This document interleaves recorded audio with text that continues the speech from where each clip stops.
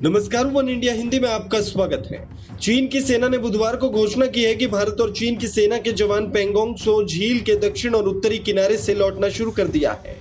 Chinese ministry of defence national defence के प्रवक्ता colonel वू क्यान ने बुधवार को लिखित बयान जारी करते हुए कहा कि चीन और भारत के फ्रंटलाइन सैनिक उत्तरी और दक्षिण पेंगोंग त्सो झील से वापसी शुरू कर दिया है।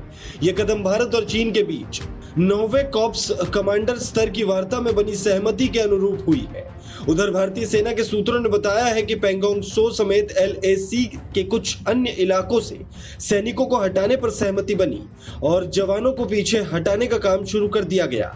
चीनी मीडिया ने चीन के रक्षा मंत्रालय के हवाले से कहा है कि सैन्य कमांडर स्तरीय वार्ता के 9वें दौर के दौरान दोनों देशों के बीच पेंगोंग झील के उत्तर और दक्षिण दोनों किनारों पर सेना को पीछे हटने पर आम सहमति बनी थी। पूर्वी लद्दाख में भारत चीन की सेनाओं के बीच 9वें राउंड की बातचीत मोल्दो में 15 घंटे चली थी।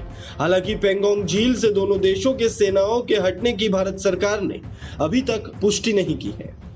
गौरतलब है कि पिछले साल 5 मई को लद्दाख के पेंगोंग त्सो घाटी में भारत और चीन के सेना के जवानों के बीच हुई झड़प के बाद लगातार वास्तविक नियंत्रण रेखा पर तनावपूर्ण स्थिति बनी हुई है। इसके बाद 15 जून को गलवान घाटी में जो खूनी हिंसा हुई, ऐसी घटना भारत और चीन सीमा पर पिछले कई दशकों के बाद पहली बार देखने को मिली थी। इस घटना में दोनों तरफ काफी नुकसान हुआ। गलवान हिंसा में भारतीय सेना के 20 जवान शहीद हो गए थे, जबकि 40 से ज्यादा चीनी जवान मारे गए थे। हालांकि चीन ने अपने जवानों की मौत का आधिकारिक आंकड़ा दुनिया के सामने कभी नहीं बताया था। इसके बाद से दोनों तरफ से पूर्वी लद्दाख में सेना और हथियारों की भारी तैनाती की गई। भारत ने आर्टिलरी गन, टैंक, हथियारबंद वाहन सीमा पर तैनात कर रखे हैं। दोनों देशों के बीच 8 राउंड की वार्ता में गतिरोध का समाधान नहीं निकल पाया था। अब 9वें दौर की बातचीत में यह सहमति बनी है। इस खबर में फिलहाल इतना है। तमाम अपडेट्स के लिए बने रहिए वन इंडिया हिंदी के साथ।